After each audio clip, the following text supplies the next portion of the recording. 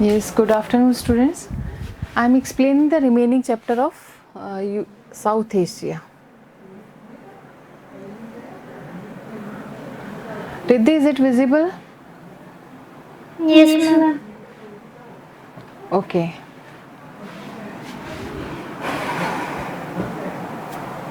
देखिए, military and democracy in Pakistan. Pakistan कितना भी बोले कि मैं डेमोक्रेटिक कंट्री है, पाकिस्तान डेमोक्रेटिक कंट्री है, बीच बीच में वहाँ पे मिलिट्री रूल एस्टेब्लिश हुआ है और होता रहता है। और पूरी तरीके से आज हम क्लेम कर सकते हैं कि पाकिस्तान डेमोक्रेटिक कंट्री नहीं है, लेकिन हाँ है, ऑफिशियली उसने डिक्लेयर किया हुआ है, वो है। तो पाकिस्तान में time to time military rule establish होता रहा है। तो पूरा पाकिस्तान के बारे में है।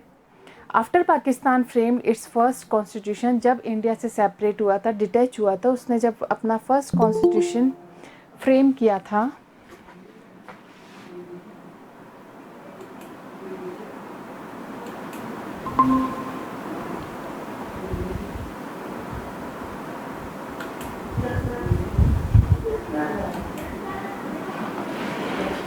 है ना। फर्स्ट कॉन्स्टिट्यूशन जब पाकिस्तान में फ्रेम हुआ था, फर्स्ट ही था, मतलब डिटैच होने के बाद, तो सेपरेट होने के बाद, तो वहाँ जनरल अयूब खान एडमिनिस्ट्रेशन उनके हाथ में आ गया था कंट्री का, और वो बहुत जल्दी इलेक्ट हो गए थे, ठीक है। Ayub Khan he had to give up office when there was popular dissatisfaction against his rule. पर अयूब खान के अगेंस्ट लोग बहुत डिससेटिस्फाइड थे, उनसे खुश नहीं थे।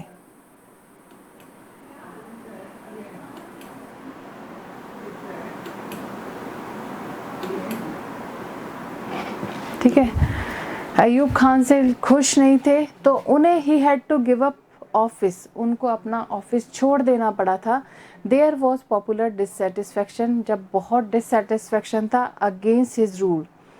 This gave way to military take over once again under general Yahya Khan. यहाँ पे जब अयूब खान से खुश नहीं थे पब्लिक, तो यहाँ पे मिलिट्री ने टेक ओवर कर लिया था सारा एडमिनिस्ट्रेशन, और उस वक्त जो जनरल थे मिलिट्री के वो याहा खान थे, ठीक है। ड्यूरिंग याज military rule Pakistan face the Bangladesh crisis. इसी दौरान जब यहाँ पे मिलिट्री रूल था अंडर द याह्या खान, तो उस वक्त पाकिस्तान फेस कर रहा था बांग्लादेश क्राइसिस। बांग्लादेश किसका पार्ट था? पाकिस्तान का ही पार्ट था। बांग्लादेश ने अपनी इंडिपेंडेंस की लड़ाई स्टार्ट कर दी थी। And after a war with India in 1971 में इंडिया और पाकिस्तान का एक युद्ध हुआ था, और east Pakistan broke away to emerge as और 1971 के बाद ही पाकिस्तान से बांग्लादेश बिल्कुल अलग हो गया था, जिसे ईस्ट पाकिस्तान अपन बोल सकते हैं, और एक इंडिपेंडेंट कंट्री के रूप में इमर्ज हो गया था, that is called Bangladesh. After this an elected government under the leadership of Zulfikar Ali Bhutto came to power. उसके बाद क्या हुआ? इलेक्टेड गवर्नमेंट, मिलिट्री रूल हट गया था, इलेक्टेड गवर्नमेंट आई। किसकी लीडरशिप में आई? जुल्फिकार अली भुट्टो की। वो पावर में आए पाकिस्तान में, और उनकी पावर जो रही 1971 टू अंडरलाइन कर लेना। ये पूछा जा सकता है कि जुल्फिकार अली भुट्टो कितने समय तक पावर में रहे या कितने दिनों तक वो गवर्नमेंट में रहे, तो 1971 टू 1977 तक इनका रहा। The Bhutto government was removed by general Zia ul Haq. अब भुट्टो गवर्नमेंट को भी रिमूव कर दिया गया जनरल, आर्मी के जनरल जिया उल हक 1977 में। General Zia faced a pro democracy movement from 1982 onward and an elected democratic government was establish once again. अब इनको भी जिया उल हक आ तो गए, लेकिन इन्होंने भी ना प्रो डेमोक्रेसी को मूवमेंट को फेस किया। पब्लिक क्या चाहती थी? डेमोक्रेसी चाहती थी, तो उस मूवमेंट को फेस किया 1982 ऑनवर्ड्स। फिर वापस अगेन डेमोक्रेटिक गवर्नमेंट एस्टेब्लिश हुई थी 1988 में, ठीक है। कितना बार देखो, कितने चेंजेस आ गए। ये सेकेंड बार था मिलिट्री रूल, वो भी हटा, वापस से बेनजीर भुट्टो की लीडरशिप में एक गवर्नमेंट एस्टेब्लिश हो गई थी, democratic government. In the period that followed Pakistani politics centered around the competition between her party, the Pakistan People's Party and the Muslim. इस पीरियड ये चलता रहा, पाकिस्तान जो पॉलिटिक्स था वो कंपटीशन होने लगा, मतलब दूसरी और पार्टीज़ आ गई थी जिसमें था Pakistan Peoples Party and the Muslim League. Muslim League party तो वही है जैसे जो कांग्रेस थी, अपनी कांग्रेस आई थी, वैसे ही मुस्लिम लीग पार्टी मतलब अंग्रेज़ों के ज़माने से ही थी. तो ये और पीपल्स पार्टी एक नई फॉर्म हो गई. This phase of elective democracy lasted till 99. ये जो फेज़ था इलेक्टिव डेमोक्रेसी का, ये फेज़ रहा 1999 तक. ये देखो, याद रखना, इसको अंडरलाइन कर लो. बेनज़ीर भुट्टो के अंडर में ये रहा था 1999 तक. When the army stepped in again and general, फिर वापस से आर्मी स्टेप इन हुई, मतलब वापस से एडमिनिस्ट्रेशन में आई, आर्मी रूल वापस से एस्टेब्लिश हुआ. ठीक है, स्टेप इन हुई अगेन, और general Pervez Musharraf remove prime minister. General Pervez Musharraf तो बहुत बात हुई थी, अपन शायद तुम्हें भी याद होगा. तो परवेज मुशर्रफ जो थे, उन्होंने प्राइम मिनिस्टर नवाज शरीफ को हटा दिया और फिर से क्या आ गया, आर्मी रूल फिर से एस्टेब्लिश हो गया. 2001 general Musharraf got himself elected as the president. 2001 में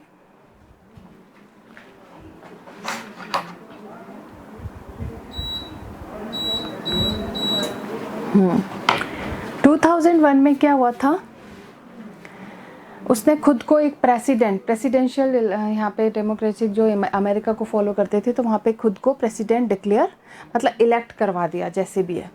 Pakistan continue to be ruled by the army. Pakistan में लगातार आर्मी रूल चलता रहा. Though the army ruler have held some election to give their rule a democratic image.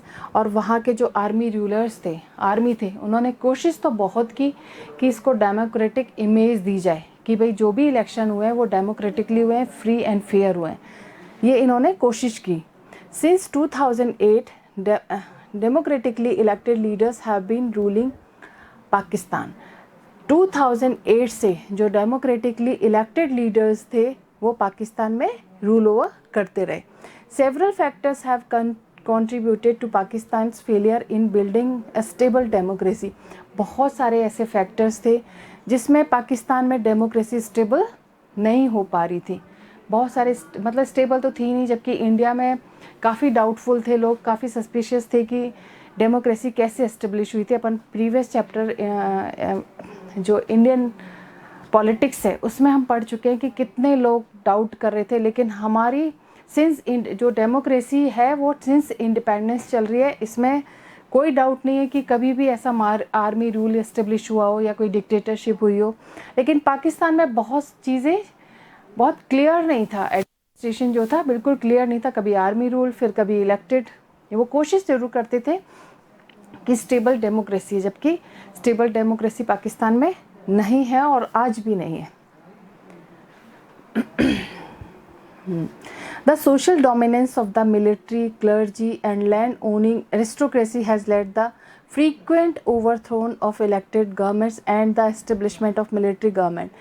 जो यहाँ पे Pakistan failure क्यों हुआ स्टेबल डेमोक्रेसी के स्टेबिलिटी में, वहाँ पे सोशल डोमिनेंस जो रहा है वो मिलिट्री का रहा है ना. क्लर्जीज़, फ्रेंच रिवॉल्यूशन में पढ़ा होगा आपने, क्लर्जीज़ जो ऑफिशियल क्लास है, वेल्दी पर्सनस है. लैंड ओनिंग एरिस्टोक्रेसी, इन्होंने क्या किया, लगातार इलेक्टेड गवर्नमेंट को हटा के मिलिट्री रूल एस्टेब्लिश करते रहे. तो ये सब चीज़ें चलती रही. इसीलिए जो एस्टेब्लिशमेंट था मिलिट्री गवर्नमेंट का वो टाइम टू टाइम होता रहा. ये लोग रिमूव करते रहे इलेक्टेड गवर्नमेंट को. जो Pakistan conflict with India has made the pro military group more powerful.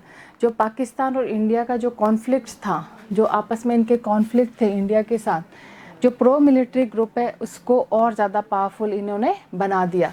These group have often said that political parties and democracy in Pakistan are flawed, that Pakistan security would be harm by selfish minded parties and chaotic democracy, and that the army's stay in power is therefore justified. मतलब ये था कि जो पाकिस्तान का India के साथ जो conflict रहा है, इन्होंने क्या किया, प्रो मिलिट्री ग्रुप को ज़्यादा पावरफुल बना लिया। सिर्फ ये दुशत्रुता निभा रहे थे इंडिया और पाकिस्तान, इंडिया के साथ जो राइवल्स थे वो ही निभा रहे थे। जो पॉलिटिकल पार्टीज़ थी, जो डेमोक्रेसी थी पाकिस्तान में, वो फ्लॉड थी। और जो पाकिस्तान की सिक्योरिटी थी वो खुद सेल्फिश माइंड की वजह से ही मतलब एक संकट में आ गई थी, एंडेंजर्ड हो रही थी। ठीक है, जो केओटिक डेमोक्रेसी है, जो सेल्फिश माइंडेड जो पार्टीज़ थी वो केओटिक डेमोक्रेसी कर रही थी।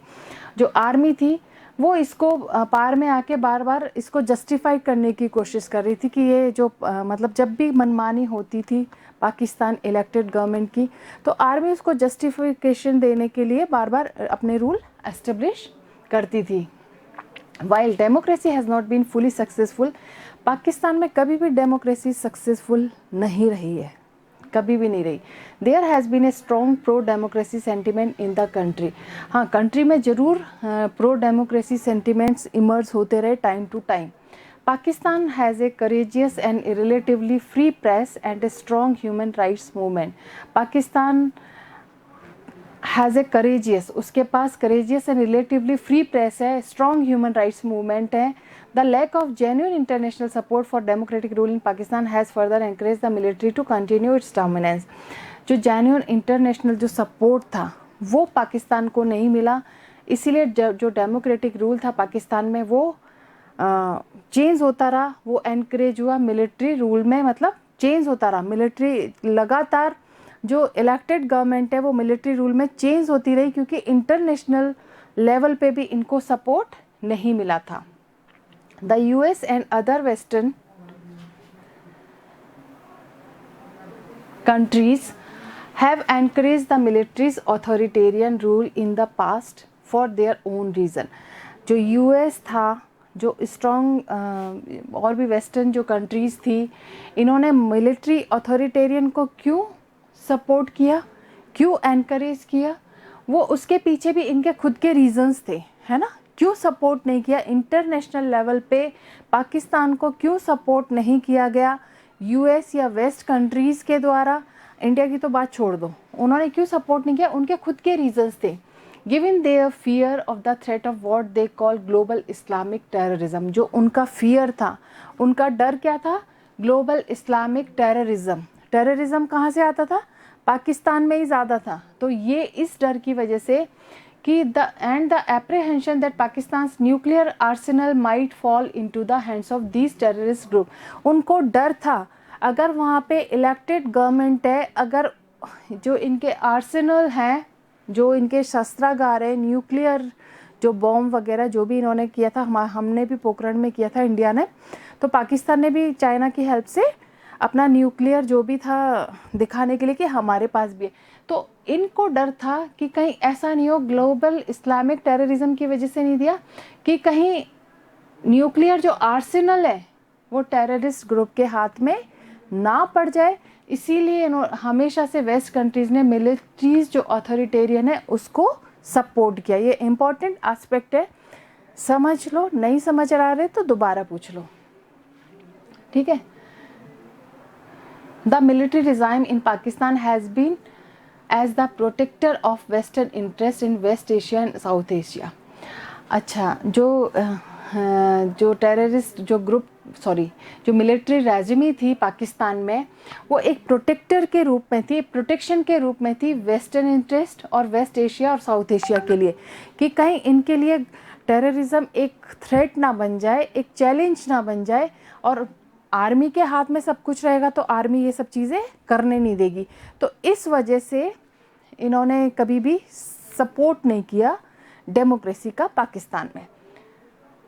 अब इसी तरह डेमोक्रेसी इन बांग्लादेश में, बांग्लादेश जो कि एक पाकिस्तान का ही पार्ट था, 1947 से 1971 तक पार्ट रहा था। ये इम्पोर्टेंट क्वेश्चन है, 1 नंबर के क्वेश्चन में पूछा जा सकता है, ठीक है। कब तक पार्ट रहा था? It consisted of the partitioned areas of Bengal and Assam from British India. जो इसमें जो इंक्लूडेड थे, पार्टीशन जो किया गया था वो बंगाल और आसाम के कुछ एरिया को, जो ब्रिटिश इंडिया के टाइम में जो आसाम और बंगाल के कुछ एरिया है ना वो बांग्लादेश मतलब ईस्ट पाकिस्तान में इंक्लूडेड थे, कंसिस्टेड थे। The people of this region resented the domination of Western Pakistan and the imposition of the Urdu language। अब ये क्या था, सबसे इम्पोर्टेंट ये था, बांग्लादेश में क्या था, बांग्ला बोलते थे वो, असम में ही बोलते थे या बांग्ला बोलते थे। तो जो वेस्टर्न पाकिस्तान था वो उन पे उर्दू लैंग्वेज को इम्पोज करने की कोशिश करता था कि भाई उर्दू सीखो, बांग्ला मत बोलो, असामी मत बोलो, क्या बोलो, उर्दू सीखो, उर्दू बोलो। जो वहाँ जो वेस्ट पाकिस्तान के लोग थे, मतलब वो डोमिनेशन, अपना डोमिनेंस एस्टेब्लिश करने की कोशिश करते थे अपनी लैंग्वेज के थ्रू, अपने रिचुअल्स के थ्रू, अपने कस्टम्स के थ्रू। तो जो ईस्ट पाकिस्तान था यानी बांग्लादेश, वो उसमें एंगर था, वो खुश नहीं था इस डोमिनेशन से। Soon after the partition, they began protest against the unfair treatment meted out of the Bengali culture and language। अब क्या हुआ था, जब पार्टीशन हुआ तो इन्होंने प्रोटेस्ट करना शुरू कर दिया था। जो अनफेयर ट्रीटमेंट था वेस्ट पाकिस्तानीज का ईस्ट पाकिस्तानी पे, उनकी कल्चर पे, उनकी लैंग्वेज पे, उनको वो रास नहीं आया। भाई सेपरेट हमारे इंडिया ने सपोर्ट किया था क्योंकि बहुत सारे रिफ्यूजीज ने शेल्टर लिया था हमारे इंडिया में, तो एक बहुत बड़ा हमारे लिए प्रॉब्लम था। तो इनडायरेक्टली इंदिरा गांधी ने कोई युद्ध में शामिल नहीं हुई थी पर सपोर्ट किया था। अब चिढ़े तो चिढ़ जाए भले कितना भी। तो कुल मिला के अपन पॉइंट पे आते हैं कि जो बंगाली कल्चर, जो लैंग्वेज थी, इसको दबाने की कोशिश कर रहे थे और वेस्टर्न जो कल्चर थी, वेस्टर्न पाकिस्तान की जो कल्चर थी, लैंग्वेज थी, उसको इम्पोज करने की कोशिश कर रहे थे Pakistani. They also demanded fair representation administration and a fair share of political power. अब ये भी चाहते थे, इनकी डिमांड ये और थी कि जो ईस्ट पाकिस्तानी है उनको एडमिनिस्ट्रेशन में रिप्रेजेंटेशन का अपॉर्चुनिटी मिले। मतलब वो चाहते थे कि हमारे रीजन से भी कोई वहाँ पे पार्लियामेंट में या एडमिनिस्ट्रेशन में होना चाहिए जो पावर शेयर करे। तो शेख मुजिब उर रहमान, उन्होंने एक popular struggle west Pakistan domination के अगेंस्ट रखा। मतलब ये अगेंस्ट हो गए थे वेस्ट पाकिस्तान डोमिनेशन के। He demanded autonomy for the eastern region. अब ईस्टर्न रीजन में इन्होंने ऑटोनॉमी की डिमांड की कि भाई हमें ऑटोनॉमी, हम अपनी कल्चर, हम अपनी लैंग्वेज, अपने तरीके से हम जिए, हमें डोमिनेशन नहीं चाहिए वेस्टर्न पाकिस्तान का। तो इन्होंने डिमांड की थी, है ना, शेख मुजिब उर रहमान ने। In the 1970 elections in the then Pakistan, the Awami League led by Sheikh Mujib won all the seats in East Pakistan and secured a majority in the proposed constituent assembly for the whole of Pakistan। अब क्या हुआ था, 1970 में election हुए, उनकी demand को मान लिया गया। 1970 में इलेक्शन हुए, तब जो अवामी लीग थी जिनके लीडर थे शेख मुजिब, उन्होंने क्या किया, ईस्ट पाकिस्तान की सारी सीट्स विन की, सारी सीट्स पे आ गए, सिक्योर कर ली। और कहाँ गए, मेजॉरिटी में आ गए, कॉन्स्टिट्यूएंट असेंबली में। पूरे होल पाकिस्तान में ईस्ट रीजन से खाली ये ही पार्टी ने विन किया, ठीक है। But the government dominated by the west Pakistani leadership refuse to convene the assembly. लेकिन जो गवर्नमेंट थी जो कि डोमिनेटेड थी वेस्ट पाकिस्तान से लीडरशिप से, उन्होंने क्या किया, असेंबली को कन्वीन करने से, इंटरफेयर करने से मतलब मना कर दिया, कुल मिला के साफ मना कर दिया। तो शेख मुजिब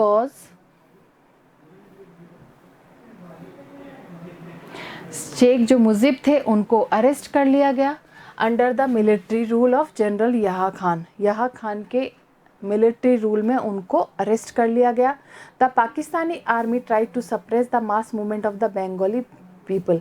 और जो पाकिस्तानी आर्मी थी वो कोशिश कर रही थी, वो उसने कोशिश किया जो बांग्लादेश में मूवमेंट चल रहा था बंगाली पीपल को सप्रेस करने का, कि भाई वहीं की वहीं दब जाए चीज़ें, ज़्यादा एंगर, जो भी मास मूवमेंट है वो वहीं की वहीं चले, ज़्यादा आगे ना बढ़े। Thousands were killed by the Pakistani army। Pakistan जो आर्मी थी यह खान के अंडर में हज़ारों लोगों को बांग्लादेश में मार दिया गया। This led to a large scale migration. अब क्या हुआ, अब जब लोग मर रहे थे तो लोग माइग्रेट करने लगे और कहाँ आने लगे, इंडिया में।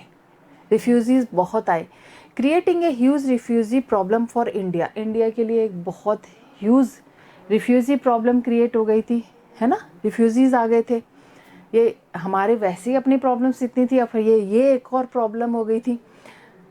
तो the government of India supported the demand of people of east Pakistani for their independence and help them financially and militarily. जो गवर्नमेंट इंडिया ने क्या किया, अब रिफ्यूजी को थोड़ी ना झेलता, उनको शेल्टर कहाँ तक देता, अपनी प्रॉब्लम्स इतनी थी। तो इन्होंने क्या किया, उनका जो ईस्ट पाकिस्तानी है या बांग्लादेश अपन कह सकते हैं, उनको उनकी इंडिपेंडेंस के लिए हेल्प किया, फाइनेंशियली भी और अपनी मिलिट्री कूप्स भेज के भी, अपनी मिलिट्री भी भेज दी थी। This resulted in a war between India and Pakistan in December. इसी की वजह से इंडिया पाकिस्तान में एक वॉर हुआ था दिसंबर 1971 में, इसी इश्यूज़ को चलते। That ended in the surrender of the Pakistani forces in East Pakistan and the formation of Bangladesh।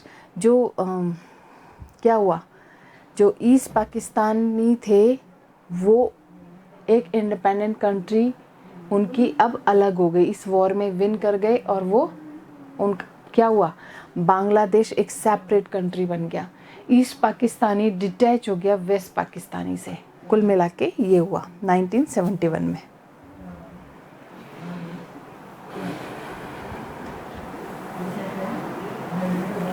So next topic will continue tomorrow, है ना, time is over now. If you Riddhi, if you have any problem you can ask me. Ma'am. Okay.